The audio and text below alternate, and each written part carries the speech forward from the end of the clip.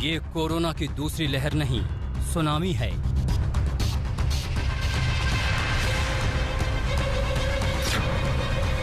देश में कोरोना का परमाणु बम सा फट गया है।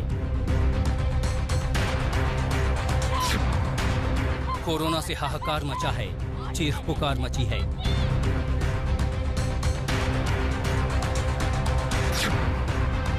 देश में 1,85,104 कोरोना के नए मरीजों से हड़कंप।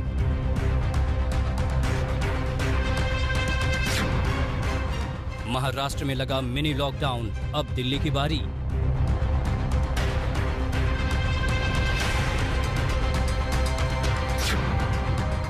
यूपी में मुख्यमंत्री से लेकर पूर्व मुख्यमंत्री भी कोरोना पॉजिटिव।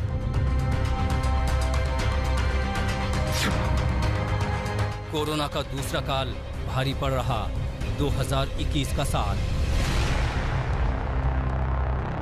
नमस्कार, आप देख रहे हैं स्पेशल रिपोर्ट पश्चिम बंगाल में नदिया के कृष्णानगर से। कोरोना की बिगड़ती परिस्थितियों के बीच ये स्पेशल बुलेटिन है, लेकिन इससे पहले कि हम आगे की रिपोर्ट आपको दिखाएं, बड़ी खबर के साथ शुरुआत कर रहे हैं क्योंकि कोलकाता में, पश्चिम बंगाल में जिस तरह से मामले लगातार बढ़ रहे हैं, इसके मद्देनजर कोर्ट ने हस्तक्षेप किया, जिसके बाद अब चुनाव आयोग 16 अप्रैल को बैठक रखने वाली है। तमाम पार्टियों के साथ इस बैठक में ये निर्णय लिया जाएगा कि आखिर आगे चुनाव प्रचार पर क्या किया जाए। चुनाव आयोग ने पश्चिम बंगाल के कोलकाता में 16 अप्रैल को बैठक बुलाई है। तमाम पार्टियां उस बैठक में शामिल होंगी और फिर कोई फैसला लिया जाएगा कि चुनाव प्रचार पर कुछ गाइडलाइंस मानी जाए या फिर उसे पूरी तरह से रोक लगाई जाए। जी हाँ, 16 अप्रैल को चुनाव आयोग की ये बैठक तमाम पार्टियों के साथ राजधानी कोलकाता में होगी।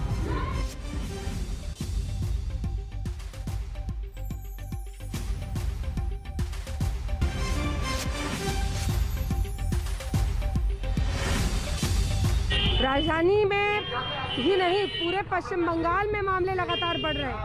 5 अप्रैल से पश्चिम बंगाल में देश के मुकाबले 130% की रफ्तार से कोरोना के केसेस बढ़ रहे हैं। नौबत ऐसी आ गई कि चुनाव प्रचार के बीच हाई कोर्ट ने हस्तक्षेप किया है, जिसके बाद अब सबकी आंखें खुल रही हैं और ये सवाल पूछा जा रहा है कि क्या चुनाव प्रचार पर रोक नहीं लगनी चाहिए।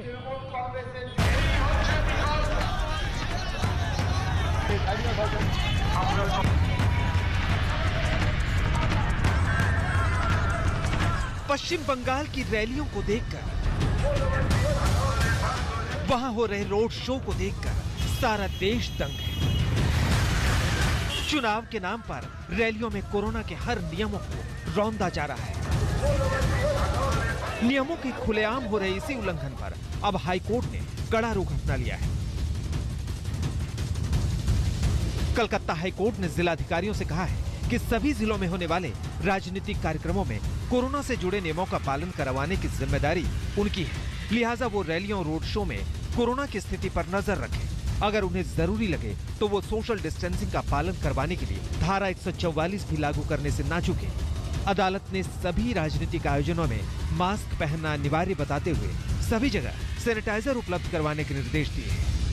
अस्पताल से शमशान तक अफरा तफरी है, जो बंगाल के लिए किसी चेतावनी से कम नहीं है। कोलकाता से अरिंदम भट्टाचार्य के साथ इंद्रजीत कुंडू, आज तक। कई राज्यों में पश्चिम बंगाल की हालत आपने देखी। देखिए, महाराष्ट्र में तो जैसे कोरोना ने महातांडव मचा रखा है और आज रात से वहां महा कर्फ्यू का ऐलान है।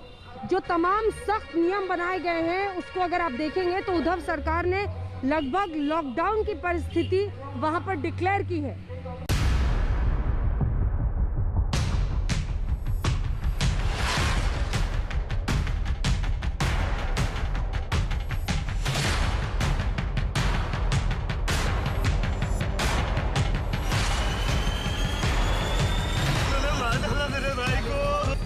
कोरोना इतने घातक तरीके से फैलेगा किसी ने सोचा भी नहीं होगा। इस वक्त तो देश में ऐसा लग रहा है जैसे कोरोना का परमाणु बम फट गया है। जी, यहाँ पे डॉक्टर चिल्लाते रह गए, डॉक्टर चिल्लाते रह गए, कोई डॉक्टर नहीं आया, कोई डॉक्टर नहीं आया। कोरोना के केस जितनी तेजी से बढ़ रहे हैं और जितनी तेजी से कोरोना मौत दे रहा है, समूचा देश कोरोना के खौफ से थर्राया हुआ है। देश के 8 राज्यों जहां कोरोना ने त्राहिमाम मचाया हुआ है, सबसे पहले उन 8 राज्यों के आंकड़े आपको दिखाते हैं।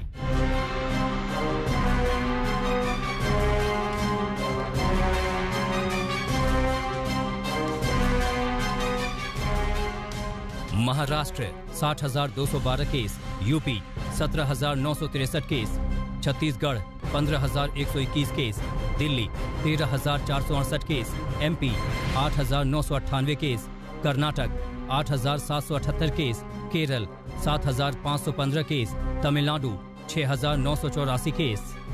आता मात्र आपल्याला पुढचे किमान 15 दिवस राज्यामध्ये संचारबंदी लागू करावी लागत आहे। सबसे पहले बात महाराष्ट्र की करते हैं, क्योंकि महाराष्ट्र में दूसरी बार 60,000 से ज्यादा नए संक्रमित मरीज मिले हैं।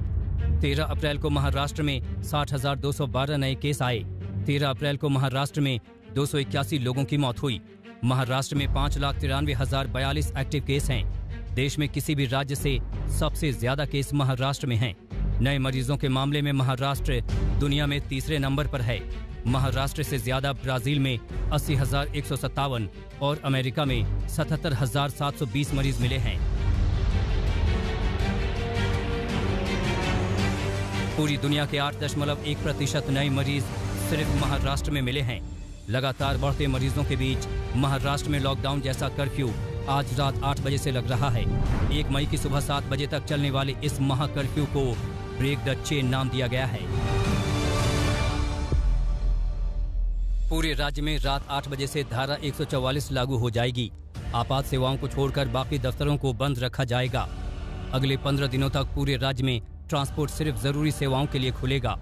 Bank, petrol pump, cargo, e commerce, private सुरक्षा गार्ड जैसी सुविधाएं लागू रहेंगी।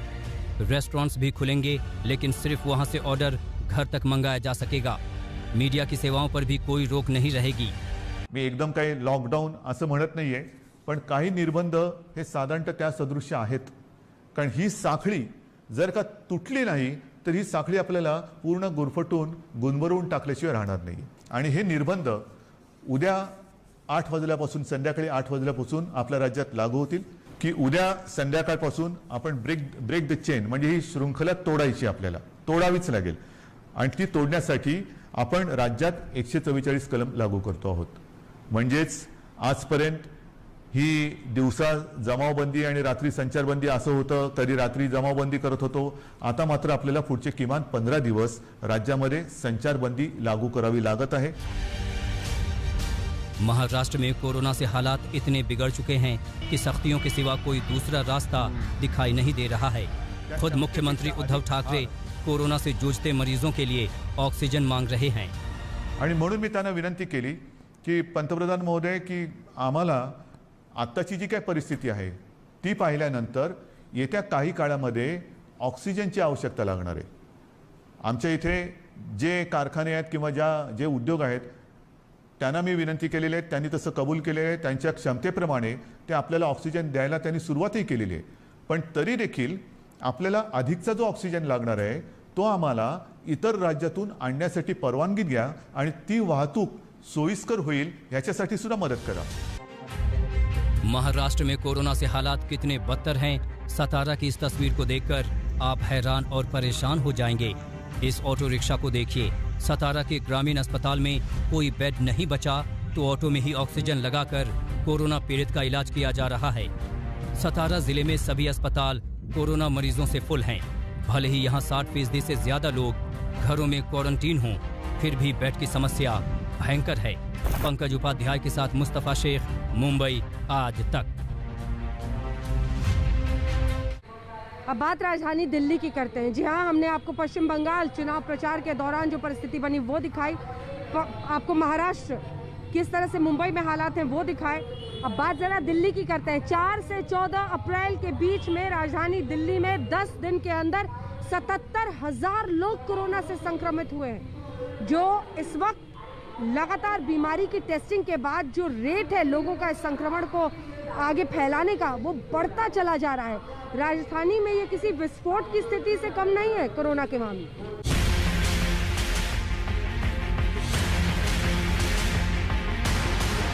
देश में कोरोना की दूसरी लहर है और दिल्ली में कोरोना की चौथी लहर है।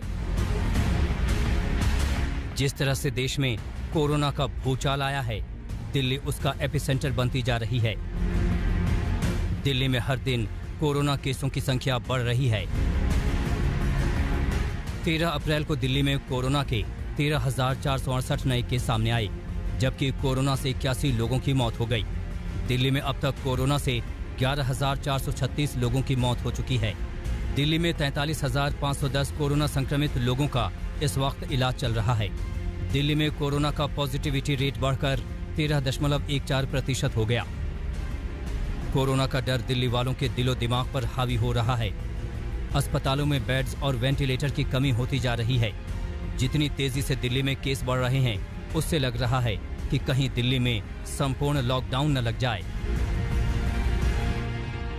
लगातार चीफ मिनिस्टर अरविंद केजरीवाल जो हैं वो बोल रहे हैं कि सिचुएशन काफ़ी ग्रेव है, पर फिर भी दिल्ली गवर्नमेंट इस वक्त कंप्लीट लॉकडाउन के बारे में नहीं सोच रही है। इंडिया टुडे से बात करते हुए अरविंद केजरीवाल ने ये भी कहा कि सिर्फ अगर एक ऐसी सिचुएशन आई जहां हॉस्पिटल्स में बहुत लोड पड़ा और बेड्स अनअवेलेबल हुए, वो सिचुएशन होगी जहां दिल्ली गवर्नमेंट एक कंप्लीट लॉकडाउन के बारे में सोचेगी। पर तब तक जो मेडिकल इंफ्रास्ट्रक्चर है उसको अच्छा करने की कोशिश की जा रही है। और कहीं ना कहीं एक यही वजह है कि दिल्ली में बहुत से प्राइवेट जो अस्पताल हैं, करीब 14 प्राइवेट अस्पतालों को बता दिया गया है कि वो अब सिर्फ कोविड अस्पताल रहेंगे और वो नॉन कोविड पेशेंट्स को एडमिट नहीं कर सकते हैं। इसके अलावा 19 प्राइवेट हॉस्पिटल्स ऐसे हैं जिनको 80% बेड्स, आईसीयू बेड्स सिर्फ कोरोना वायरस पेशेंट्स के लिए रिजर्व करने कहा गया है। तो बिल्कुल अगर सरकार की माने तो सिचुएशन ग्रेव है। आप लंबी कतारें देख सकते हैं। टेस्ट कराने से लेकर अपना रिजल्ट पाने तक बेड्स के लिए भी लंबी लंबी लाइनें दिल्ली के सभी अस्पतालों के बाहर दिख रही है। 3 दिसंबर के बाद दिल्ली में सबसे ज्यादा मौतें दर्ज की गई हैं। सिर्फ 4 अप्रैल से 13 अप्रैल के बीच संक्रमितों की तादाद में 77,000 से ज्यादा का इजाफा हुआ है। 4 दिनों से लगातार केस बढ़ रहे हैं। 4 दिन पहले 7,800 थे, जबकि कल 13,000 से ज्यादा केस आए। केजरीवाल सरकार में परिवहन मंत्री कैलाश गहलोत खुद कोरोना पॉजिटिव हो गए हैं। 13,500 केसेस काफ़ी ज़्यादा हैं। नवंबर में जो पीक आई थी उसमें 8,500 केस थे, उसके मुकाबले 13,500 केसेस ऑलरेडी हमारे हो गए हैं। इस बार जो वेव है बहुत, हम सब जानते हैं, बहुत खतरनाक वेव है। दिल्ली में हालात संभल नहीं रहे हैं। जिंदगी और मौत के बीच फासला लगातार कम होता जा रहा है। अस्पतालों में जिंदगी की सांस टूटने के बाद अंतिम संस्कार बाइज्जत होने की आस के साथ शमशान घाटों पर भीड़ है, लेकिन यहाँ भी वेटिंग है। दिल्ली में कोरोना के मामलों की संख्या तो बढ़ ही रही है, लेकिन साथ ही साथ एक और पहलू है जो कि चिंता का विषय है, और वो चिंता का विषय है कोरोना की वजह से होने वाली मौत की संख्या। अभी हम इस वक्त दिल्ली के सबसे बड़े शमशान घाट निगम बोध घाट पर खड़े हैं, जिसको खास तौर पर जो कोरोना का अंतिम संस्कार है उसके लिए भी तैयार किया गया है। तो कोरोना के बढ़ते मामले हर राज्य में। इसी के साथ हम एक ब्रेक के लिए रुक रहे हैं, फौरन लौट रहे हैं। देखते रहिए आज तक। कोरोना के बढ़ते मामलों के बीच 10वीं और 12वीं की बोर्ड की परीक्षाओं पर आज फैसला लिया गया। जहां एक तरफ 10वीं की बोर्ड की परीक्षाएं रद्द कर दी गई हैं, वहीं 12वीं की बोर्ड की परीक्षाएं स्थगित कर दी गई हैं। अब इस पर फिर से बैठक होनी है और ये तय होगा कि ये 12th के एग्जाम्स होंगे या फिर नहीं। काफी दिन से छात्र इस कश्मकश में थे कि सीबीएसई की परीक्षाओं का क्या होगा, परीक्षाएं होंगी या टलेंगी। ऐसे में कोरोना की दूसरी लहर के कहर को देखते हुए केंद्र सरकार ने सीबीएसई की परीक्षाओं को लेकर बड़ा फैसला लिया है। जी हां, सीबीएसई की 12वीं की परीक्षाओं को टाल दिया गया है, जबकि 10वीं की परीक्षाओं को रद्द कर दिया गया है।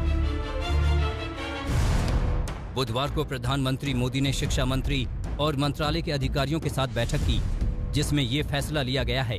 आदेश के मुताबिक 4 मई से 14 जून तक होने वाली 12वीं की सीबीएसई बोर्ड की परीक्षाओं को फिलहाल टाल दिया गया है। 1 जून को एक और बैठक होगी, जिसमें तब के हालात के हिसाब से फैसला लिया जाएगा। अगर परीक्षाएं होंगी तो 15 दिन पहले छात्रों को सूचित किया जाएगा, जबकि 10वीं के पेपर्स जो 4 मई से शुरू हो रहे थे, उन्हें पूरी तरह से रद्द कर दिया गया है। बोर्ड की ओर से छात्रों की परफॉर्मेंस के हिसाब से नंबर दिए जाएंगे। आज तक ब्यूरो। राज्य दर राज्य ये बीमारी अपने पैर पसार रहा है। मास्क पहन कर रखिए, तमाम सावधानियां बरतती रहिए। देखते रहिए आज तक। नमस्कार, मैं हूं अंजना ओम कश्यप। हमें उम्मीद है ये वीडियो आपको पसंद आया होगा। लेटेस्ट खबरों के लिए यूं ही देखते रहिए आज तक, और इस वीडियो के पसंद आने पर लाइक, शेयर एंड सब्सक्राइब करना ना भूलें।